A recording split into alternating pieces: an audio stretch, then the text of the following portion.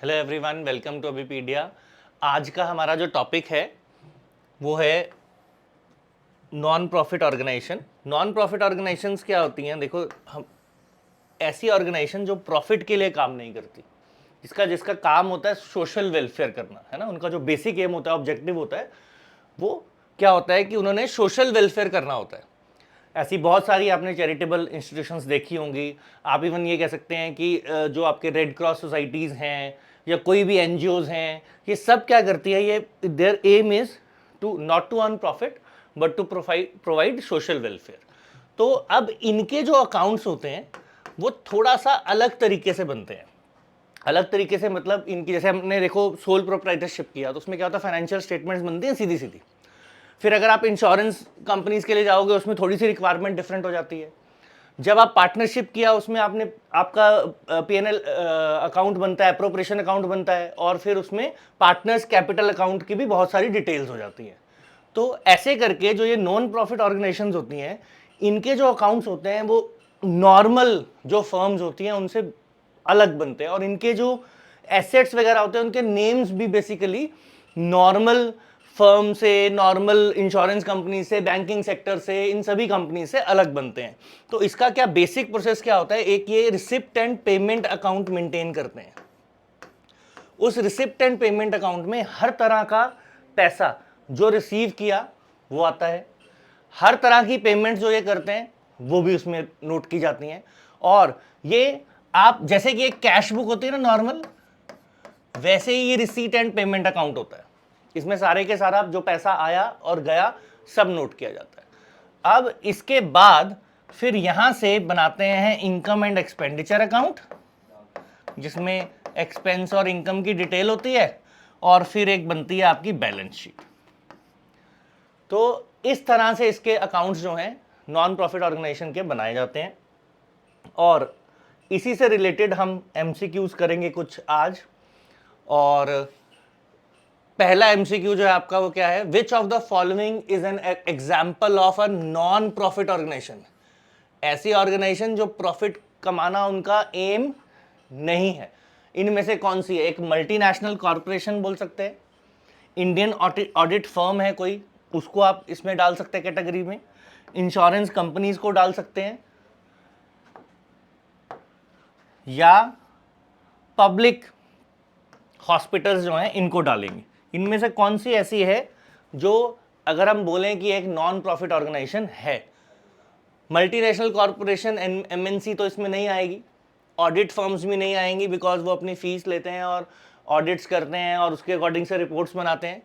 Insurance company को ऐसा नहीं सोचना कि जब इंश्योरेंस कंपनी चाहे लाइफ इंश्योरेंस कर रहे हो, चाहे हेल्थ इंश्योरेंस कर रहे हो, या किसी भी तरह की वो इंश्योरेंस करते हैं, तो वो आपसे प्रीमियम लेते हैं और फिर आप ही के पैसे से आपको, या कोलैबोरेटिवली जो उनके पास प्रीमियम इकट्ठा होता है, तो उसमें से वो जिसको भी रिक्वायरमेंट होती है उसकी हेल्प करते हैं। मतलब इनका एम जो होता है वो सोशल वेलफेयर नहीं होता, ये अपना प्रॉफिट कमाते हैं। जो भी आप प्रीमियम देते हैं, जो भी लोग प्रीमियम देते हैं, सभी को तो कभी रिक्वायरमेंट पड़ती नहीं है। तो ऐसे नहीं सोच लेना इंश्योरेंस कंपनीज हैं जब किसी की डेथ हो जाए या हेल्थ से रिलेटेड इश्यूज हो जाएं तो ये पेमेंट्स करते हैं। नहीं, ये पेमेंट जो है इनका एम सोशल वेलफेयर नहीं है, दे अर्न प्रॉफिट्स। ठीक है।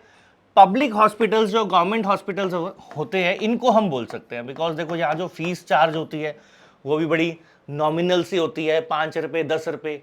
उसमें आपको मेडिसिन भी मिल जाती हैं फ्री, बहुत, ठीक है, काफ़ी सारी मेडिसिन फ्री मिल जाती है, काफ़ी सारी ट्रीटमेंट्स फ्री होते हैं, और जो टेस्ट वगैरह भी होते हैं तो वो भी क्या होते हैं, काफ़ी डिस्काउंटेड रेट पे होते हैं इन कंपैरिजन टू अगर आप बाहर मार्केट में जाएंगे। तो पब्लिक हॉस्पिटल्स को आप इस कैटेगरी में डाल सकते हैं, नॉन प्रॉफिट ऑर्गेनाइजेशन की कैटेगरी के अंदर। अब नेक्स्ट आपका है donation of ₹20,000 received for a special purpose. कुछ भी स्पेशल पर्पस, मतलब स्टेडियम बनाने के लिए हो सकता है, कोई इवेंट कराने के लिए हो सकता है। ऐसा किसी ने डोनेशन दी और बोला कि आपको वो डोनेशन जो है इसी स्पेसिफिक पर्पस के लिए जो है यूज करनी है। तो इसका करना क्या है, इसकी ट्रीटमेंट कैसे करनी है, ये पूछा हुआ है। Should be credited to a separate account and shown in balance sheet, should be shown on the asset side of balance sheet, should be credited to income and expenditure account, और none of the options are correct. Income and expenditure account हम बनाते हैं, income and expenditure में expense जो है वो debit की तरफ होते हैं और इनकम जो है क्रेडिट की तरफ होती है, जैसे हमारे प्रॉफिट एंड लॉस अकाउंट में होती है। ठीक है, तो सेम ही तरीके से होती हैं। तो अब आपको पूछा गया इनकम एंड एक्सपेंडिचर में क्रेडिट में डाल दें कि पैसा रिसीव हुआ है, एसेट में डाल दें, या will be recorded in separate account and shown in balance sheet. ठीक है, should be credited to a separate account, एक अलग अकाउंट में डाल देंगे और उसको बैलेंस शीट में डालेंगे। ठीक है, अब इनमें से जो सबसे बेस्ट ऑप्शन है, देखो अगर सिंपल डोनेशन होती, कोई स्पेसिफिक पर्पस नहीं होता, तब तो हम इनकम एंड एक्सपेंडिचर में यहां डाल देते क्रेडिट में, लेकिन अब तो स्पेशल पर्पस है, तो ये ऑप्शन हो गई गलत। एसेट तो हम शो नहीं कर सकते, या तो डोनेशन को इनकम शो कर सकते हैं या लाइबिलिटी की तरह शो कर सकते हैं, क्योंकि पैसा रिसीव किया और बोला कि आपने ये जी स्टेडियम बनाने के लिए हम पैसा दे रहे हैं, तो आपकी लाइबिलिटी हो गई, आपको उसी पर्पस के लिए उसको यूज करना पड़ेगा। अगर नॉर्मल डोनेशन है उसको आप कहीं भी यूज कर सकते हैं, तो इसलिए उसको इनकम ट्रीट कर लेते हैं। लेकिन जो स्पेसिफिक पर्पस की आपकी डोनेशंस हैं, वो आप कहाँ ट्रीट करेंगे, वो एक सेपरेट अकाउंट में आप ट्रीट करेंगे और वो बैलेंस शीट में जाएगी। कहाँ जाएगी वो बताया नहीं है, लेकिन लाइबिलिटी साइड पे जाएगी, ये आपने ध्यान रखना। तो ये आपकी ट्रीटमेंट होती है डोनेशन की। अब नेक्स्ट आपका क्वेश्चन इसमें, नॉन प्रॉफिट ऑर्गेनाइजेशन में जो है, sale of old newspaper is dash, revenue receipt, asset, profit, capital receipt. अब सेल ऑफ ओल्ड न्यूज़पेपर्स, अब यहां क्या होता है, जो जितनी भी एनजीओज होती हैं या ये नॉन प्रॉफिट ऑर्गेनाइजेशंस होती हैं, इनमें न्यूज़पेपर, जर्नल्स, ये बहुत ज़्यादा जो है बाय किए जाते हैं। तो इसमें जब ये न्यूज़पेपर हम सेल करते हैं, नॉर्मली भी किसी बिजनेस में सेल करते हैं, तो it is treated as a revenue receipt. ठीक है, इसको हम रेवेन्यू रिसिप्ट बोलते हैं और ज़्यादातर मिसलेनियस एक्सपेंडिचर में डालते हैं, लेकिन यहाँ पे मिसलेनियस में नहीं डालते हैं, इसको ऐसे ही लिखते हैं, सेल ऑफ ओल्ड न्यूज़पेपर्स। ठीक है, जब नॉर्मल अकाउंटिंग आप करते हैं किसी सोल प्रोप्राइटर की या इवन पार्टनरशिप फर्म की, वहाँ कर रहे होंगे, तो आप इसको मिसलेनियस इनकम में भी डाल सकते हैं, रेवेन्यू में भी डाल सकते हैं, लेकिन तब भी वो रेवेन्यू रिसिप्ट ही है। हेड बदल गया, यहाँ पे सेल ऑफ ओल्ड न्यूज़पेपर ही लिखेंगे, लेकिन यहाँ पे जो है क्या आपका रेवेन्यू रिसिप्ट ट्रीट होएगी दोनों जगह पे, यहाँ पे भी वहाँ पे, सिर्फ नेम थोड़ा सा डिफरेंट है।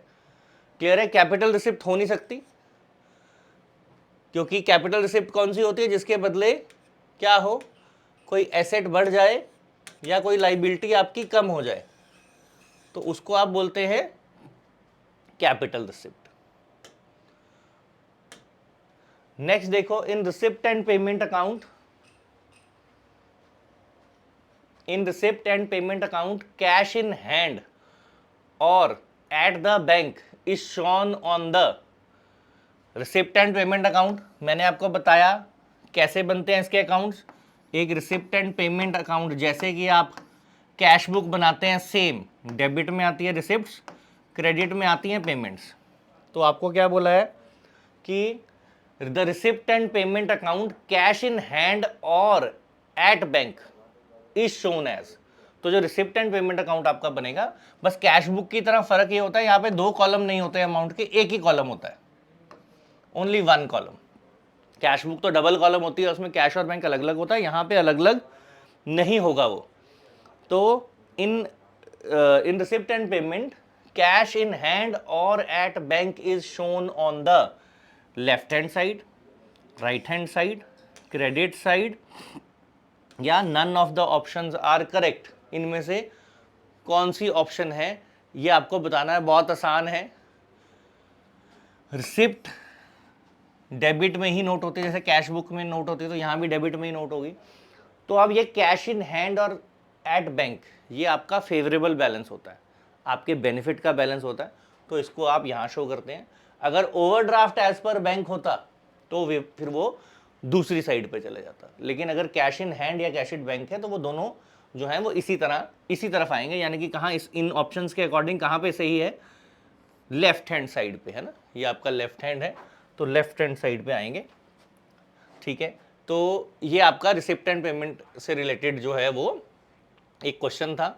अब आपको ध्यान क्या रखना है, जो रिसिप्ट एंड पेमेंट अकाउंट है इसमें दोनों तरह की रिसिप्ट्स आ रही हैं, कैपिटल रिसिप्ट्स भी आ रही हैं, रेवेन्यू रिसिप्ट्स भी आ रही हैं। वैसे ही यहाँ पे कैपिटल जो है आपका एक्सपेंडिचर वो भी आएगा और रेवेन्यू एक्सपेंडिचर अगर किया है तो वो भी आएगा। ये सब चीज़ें जो हैं ये ऐसे करके रिसिप्ट एंड पेमेंट अकाउंट में ये सभी चीज़ें जो हैं आती हैं। मतलब हर तरह का पैसा जो भी आपने रिसीव किया, चाहे कैश में या बैंक से किया, वो भी आएगा। और जो किसी भी तरह की अगर आपने पेमेंट करी, चाहे वो छोटी है बड़ी है, वो सब यहाँ पे रिकॉर्ड होती है। अब नेक्स्ट आ जाए हम, तो अगला क्वेश्चन है, in the income and expenditure account all revenue expenses are entered on the. अब ध्यान क्या रखना है, आपका इनकम एंड एक्सपेंडिचर अकाउंट, मैंने आपको बोला स्टार्टिंग में भी कि इनकम एंड एक्सपेंडिचर अकाउंट मैंने आपको बोला शुरू में ही कि इसमें क्या होता है, receipt and payment account maintain किया जाता है और रिसिप्ट एंड पेमेंट अकाउंट से फिर दो चीज़ें बनती हैं।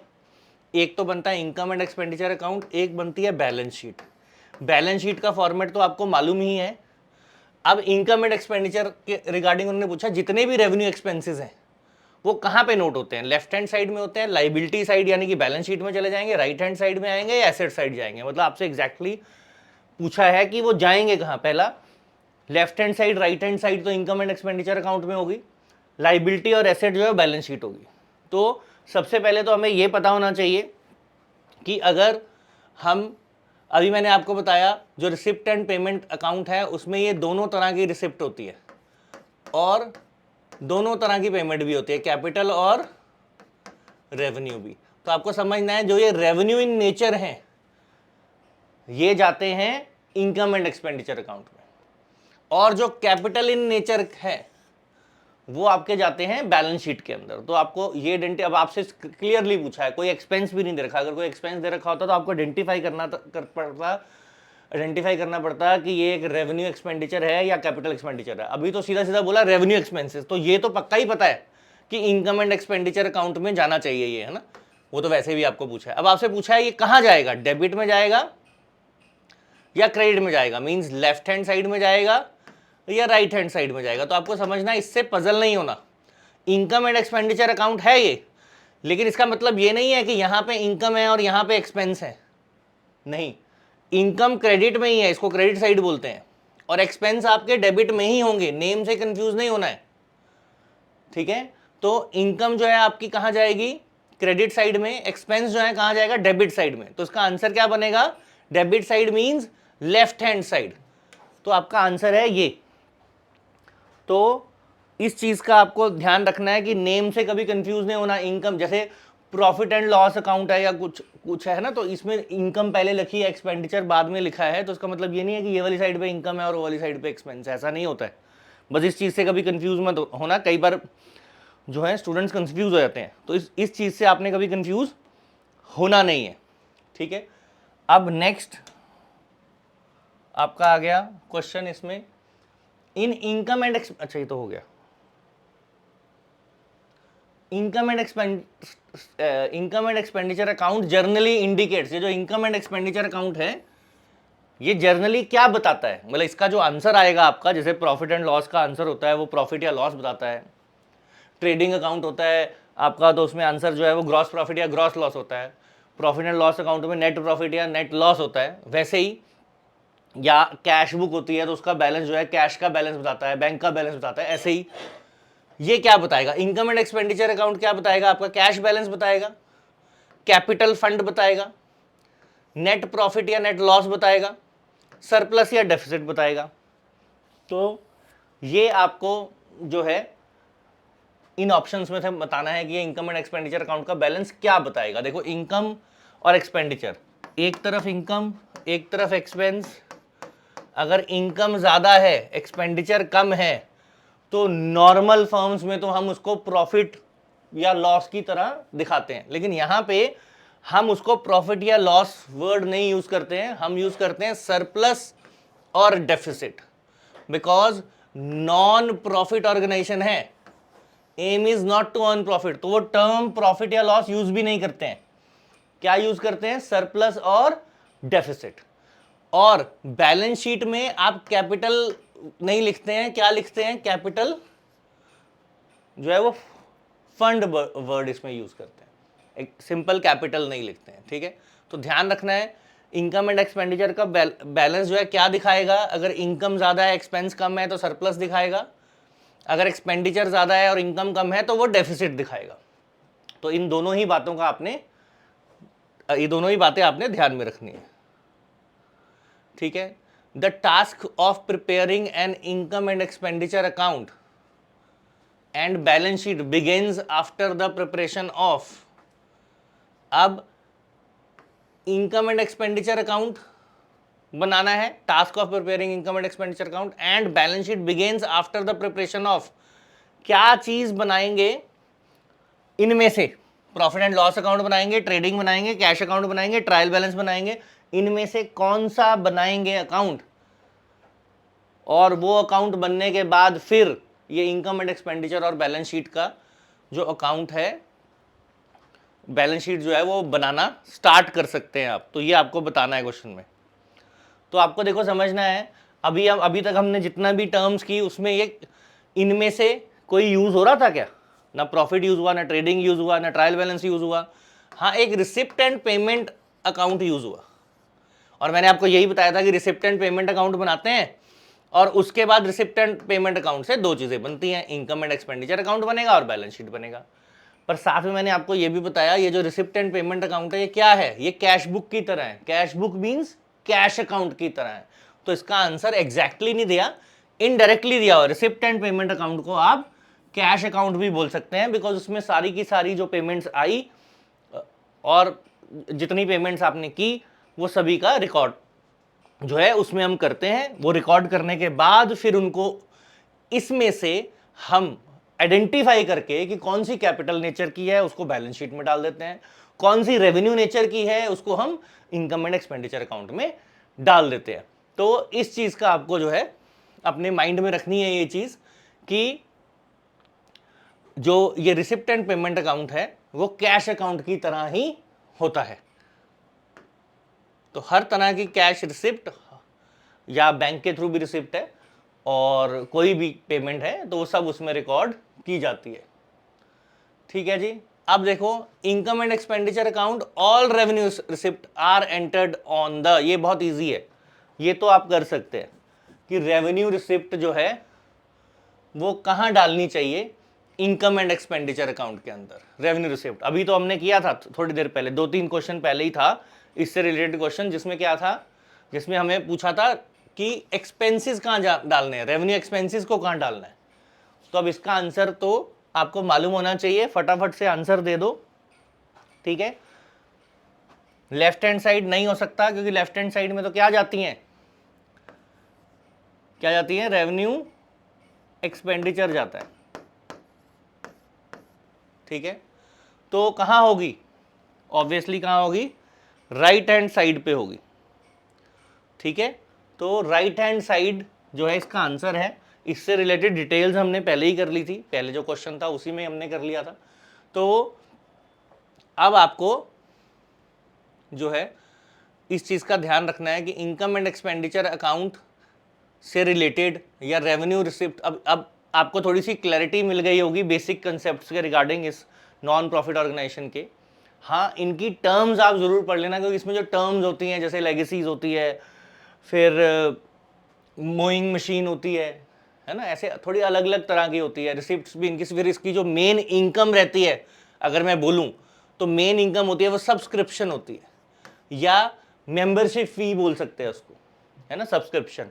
तो इसकी ये मेन इनकम जो है सब्सक्रिप्शन होती है, क्योंकि ये सेल नहीं करते हैं कुछ भी, ठीक है। ये तो मेंबर्स होते हैं इनके बेसिकली। तो जो भी मेंबरशिप फी होती है इनकी, एनुअल होती है या मंथली लेते हैं ये, वो इनकी इनकम होती है मेन, ये ध्यान रखना है। यहाँ पे सेल नहीं होती है। जैसे नॉर्मल कोई भी ट्रेडिंग फर्म होगी, चाहे मैन्युफैक्चरिंग फर्म होगी, वो या तो क्या कर रही होगी, कोई सेल कर रही होगी किसी प्रोडक्ट की, या सेल कर रही होगी किसी सर्विस की, है ना, कोई फी चार्ज कर रहा होगा, प्रोफेशनल होगा तो इस तरह में उसमें क्या होता है, उसमें सेल जो है बहुत इंपॉर्टेंट टर्म होती है और मेनली वही आपकी मेन रेवेन्यू रिसिप्ट होती है। पर यहाँ पे सेल वर्ड नहीं होता इनकम एंड एक्सपेंडिचर अकाउंट में। यहाँ पे जो मेन रिसिप्ट होती है आपकी, जो मेन आपको पैसा मिलेगा वो मेंबरशिप फीस, जिसको हम सब्सक्रिप्शन कहते हैं। तो सब्सक्रिप्शन से रिलेटेड जो होते हैं इसमें वो जो है काफ़ी इंपॉर्टेंट वर्ड है सब्सक्रिप्शन। तो इसके एक बार आप फॉर्मेट्स जो हैं वो ज़रूर पढ़ लेना, ठीक है। बाकी क्वेश्चन ज़्यादा मुश्किल आएगा नहीं, इसमें से बेसिक सा ही क्वेश्चन आएगा। तो अगर आपको फॉर्मेट्स पता होंगे, इनकी टर्म्स पता होंगी, तो आप इजीली जो है इसके क्वेश्चंस को आंसर कर देंगे। अभी एक सेशन में और कर दूंगा इसके ऊपर, तो उसमें थोड़ी टर्म से रिलेटेड ही हम क्वेश्चंस कर लेंगे। जो थोड़ी सी टर्म्स होती हैं, अनकॉमन टर्म्स होती हैं, जो कि इसमें अलग होती हैं, उन्हीं से रिलेटेड कुछ क्वेश्चंस मैं आपके लिए ले आऊँगा, सो दैट आपकी प्रैक्टिस हो जाए। बट आप इनके फॉर्मेट्स को पढ़ लेंगे तो it would be very beneficial for you, ठीक है जी। अब देखो नेक्स्ट, सरप्लस और profit of a non organisations are. अब ये सरप्लस आया, अब सरप्लस और प्रॉफिट लिखा है, लेकिन हम प्रॉफिट वर्ड यूज नहीं करते हैं। उसका रीजन मैंने आपको बता दिया कि अगर नॉन प्रॉफिट ऑर्गेनाइजेशन है, इसमें कुछ सरप्लस आया तो उसका करेंगे क्या। जैसे पार्टनरशिप में तो प्रॉफिट होता है वो पार्टनर्स में बांट देते हैं। फिर जो आपकी शेयर कैपिटल होता है जिस कंपनी में, तो उसमें डिविडेंड की तरह आप डिस्ट्रीब्यूट कर देते हैं, कुछ अपने पास रख लेते हैं, ऐसा किया जाता है। फिर जो सोल प्रोप्राइटर होता है उसमें तो प्रॉफिट सारा उसी का ही होता है, सोल प्रोप्राइटर का ही होता है। तो ऐसे करके अगर नॉन प्रॉफिट ऑर्गेनाइजेशन है कोई, तो उसमें जो है सरप्लस अगर आपका आ गया तो सरप्लस का करना क्या है ये पूछा हुआ है। It is to be distributed among members, may or maybe or may not be distributed among members. It is debited to journal fund, एक जर्नल फंड होता है उसमें डेबिट कर देंगे, या डिस्ट्रीब्यूटेड अमंग मेंबर्स। इनमें से क्या ऐसी चीज आप करोगे रिगार्डिंग नॉन प्रॉफिट ऑर्गेनाइजेशन, ठीक है। मे और may be distributed among members, ये कंपनी के लिए तो सही है, बट क्या ये नॉन प्रॉफिट ऑर्गेनाइजेशन के लिए सही है, ये आपको सोचना है। It is not distributed among members, कि जो मेंबर्स हैं, अब मैंने आपको बोला इसमें बेसिकली तो मेंबरशिप फीस ही है, मेन इनकम सारे मेंबर्स ही हैं, तो उनमें नहीं बांटेंगे क्या, ये स्टेटमेंट सही है। या कोई जर्नल फंड बना देते हैं, उसमें डाल देते हैं, उसमें डेबिट कर देते हैं, ये स्टेटमेंट सही है। या मेंबर्स में बांट देते हैं, है ना। तो मे और मे भी तो ऑप्शन नहीं है। अब आपको देखना है मेंबर्स में बांटते हैं या नहीं बांटते हैं, एक चीज, और जर्नल फंड भी नहीं है। अब इन दोनों में से आपको सोचना है कि मेंबर्स के बीच में बांटते हैं या नहीं बांटते हैं, उसके हिसाब से आपको आंसर देना। तो आपको समझना है नॉन प्रॉफिट ऑर्गेनाइजेशन है, प्रॉफिट के लिए काम नहीं कर रहे हैं, जो मेंबर्स हैं वो भी प्रॉफिट अर्निंग उनका मोटिव नहीं है। तो सरप्लस अगर कुछ होता है तो मेंबर्स में डिस्ट्रीब्यूट नहीं किया जाएगा, ठीक है। अगर कोई भी किसी भी तरह का सरप्लस इसमें होगा तो it will not be distributed among the members. ध्यान रखना है आपने इस चीज का, ठीक है, कि ऐसे की मेंबरशिप फीस है, सब्सक्रिप्शन देते हैं, जो प्रॉफिट आया तो उनमें दे देंगे, नहीं। ऑर्गेनाइजेशन का काम ही नहीं है प्रॉफिट, सोशल वेलफेयर है। तो अगर कुछ प्रॉफिट बच गया उससे वो कुछ और कर सकते हैं, कोई इवेंट ऑर्गेनाइज कर सकते हैं, किसी तरह की चैरिटी कर सकते हैं, किसी तरह का कुछ और एक्स्ट्रा कोई एसेट ला सकते हैं ऑर्गेनाइजेशन के अंदर, उस सरप्लस का कुछ भी कर सकते हैं, but it won't be distributed among the members. ऐसा नहीं होगा, डिस्ट्रीब्यूट नहीं किया जाएगा, ठीक है। अब नेक्स्ट क्वेश्चन आपका, income and expenditure account is based on accrual basis of accounting, mixed basis of accounting, management accounting, cash basis of accounting. जो आपका इनकम एंड एक्सपेंडिचर अकाउंट है वो किसके ऊपर बेस्ड है, इनकम एंड एक्सपेंडिचर अकाउंट किस चीज के ऊपर बेस होगा, कैश बेसिस ऑफ अकाउंटिंग पे करेंगे, मिक्स्ड बेसिस पे करेंगे, मैनेजमेंट अकाउंटिंग पे करेंगे। तो अब इसमें देखें 1, 2 और 3, ये मैनेजमेंट अकाउंटिंग तो ऑप्शन है ही नहीं, ये मान लो। अब इन 3 ऑप्शन में से सोचो, अक्रूवल बेसिस पे करना चाहिए, मिक्स्ड बेसिस पे करना चाहिए, या कैश बेस। मिक्स्ड बेसिस मतलब कैश और अक्रूवल दोनों यूज हो रहे हैं, मिक्स्ड बेसिस का मतलब ये है। तो आपको ये बताना है इनकम एंड एक्सपेंडिचर अकाउंट जो होता है इसमें वो किसके ऊपर बेस्ड होता है। देखो रिसिप्ट एंड पेमेंट अकाउंट जो होता है वो तो सिंपल इसी पे ही है कि कैश आएगा तो लिखेंगे नहीं आएगा तो नहीं लिखेंगे, वो तो properly cash basis of accounting पे है, ठीक है। उसमें कैश आएगा तो नोट होना है, क्योंकि रिसिप्ट एंड पेमेंट, रिसिप्ट हुई तो लिख देंगे, पेमेंट हुई तो नहीं लिखेंगे। लेकिन इनकम एंड एक्सपेंडिचर अकाउंट जो है, इसमें भी ऐसा ही करेंगे क्या, या अक्रूवल पे चलेगा? Accrual basis of accounting I think पता होगा सबको, मालूम है आपको अक्रूवल बेसिस ऑफ अकाउंटिंग क्या होता है? कैश तो सबको सिंपल है, कैश आया नोट कर दो, कैश गया नोट कर दो। अब अक्रूवल बेसिस ऑफ अकाउंटिंग क्या होता है? देखो, जो हम प्रॉफिट एंड लॉस अकाउंटिंग या नॉर्मल आप जितनी भी अकाउंटिंग करते हैं, डबल एंट्री सिस्टम हम फॉलो करते हैं, तो उस डबल एंट्री सिस्टम के अंदर जो है अक्रूवल बेसिस ऑफ अकाउंटिंग चलता है। मींस एक्सपेंस आप पे करो ना करो, वो उसी साल में रिकॉर्ड होता है जिस साल से वो रिलेटेड है, उसी ईयर में रिकॉर्ड होता है, चाहे आप पे उसकी पेमेंट हुई हो चाहे उसकी पेमेंट ना हुई हो। सिमिलरली इनकम मिली हो या नहीं मिली हो, वो उसी साल में रिकॉर्ड होती है जिस साल से वो रिलेटेड है, जिस साल की वो इनकम है, ठीक है। तो ये होता है accrual basis of accounting. Whether paid और नॉट, एक्सपेंस जो है उसी ईयर में जाएगा जिस ईयर से वो रिलेटेड है। तो इसी वजह से outstanding expense, prepaid, pre received, है ना, अक्रूड, ये 3-4 वर्ड जो हैं ये अकाउंटिंग के अंदर आते हैं। बिकॉज अगर दे दिया एक्सपेंस तो ठीक है, एक्सपेंस है, पेड हो गया, बात खत्म, करना ही था। नहीं किया तो आउटस्टैंडिंग एक्सपेंस की तरह रिकॉर्ड करते हैं। तो उसको रिकॉर्ड करने का मतलब ही ये होता है कि जिस साल में आपने, जिस साल से रिलेटेड है उसी साल में नोट करना है, चाहे मिले चाहे ना मिले। तो आपको याद रखना है, ये इनकम एंड एक्सपेंडिचर अकाउंट भी प्रॉफिट एंड लॉस अकाउंट की तरह ही होता है, तो इसमें भी अक्रूवल बेसिस ही है। तो सब्सक्रिप्शन आपकी इनकम होती है, पूरी तरह से मिल जाए ना मिले, जिस साल से रिलेटेड है उसी साल में रिकॉर्ड की जाती है, इसीलिए आउटस्टैंडिंग सब्सक्रिप्शन, है ना, और प्रीपेड, प्री रिसीव्ड, ये 3-4 तरह के सब्सक्रिप्शन अगर आप जब देखेंगे तो 3-4 तरह के सब्सक्रिप्शन अकाउंट के अंदर ये सारी चीजें जो है रिकॉर्ड की जाती हैं। जो मिल गई वो भी लिखते हैं, जो नहीं मिली उसको क्या कर देते हैं, आउटस्टैंडिंग की तरह रिकॉर्ड कर देते हैं। एडवांस मिल गया, प्रीपेड तो नहीं, सॉरी, प्री रिसीव सब्सक्रिप्शन है, इनकम है तो रिसीव, तो प्री रिसीव्ड होगी। तो सब्सक्रिप्शन अकाउंट में प्री रिसीव्ड भी नोट होता है, आउटस्टैंडिंग भी नोट होता है, ठीक है। तो ये जो है आपको क्वेश्चन में ध्यान रखना है कि जो आपका इनकम एंड एक्सपेंडिचर अकाउंट है ये अक्रूवल बेसिस पे ही इसमें रिकॉर्डिंग की जाती है। तो अक्रूवल बेसिस का मतलब क्या है, एक्सपेंस पेड हो नहीं पेड हो, मतलब तो वो रिकॉर्ड होगा उसी ईयर में जिस ईयर से वो रिलेटेड है, जिस ईयर का इनकम एंड एक्सपेंडिचर आप अकाउंट बना रहे हैं।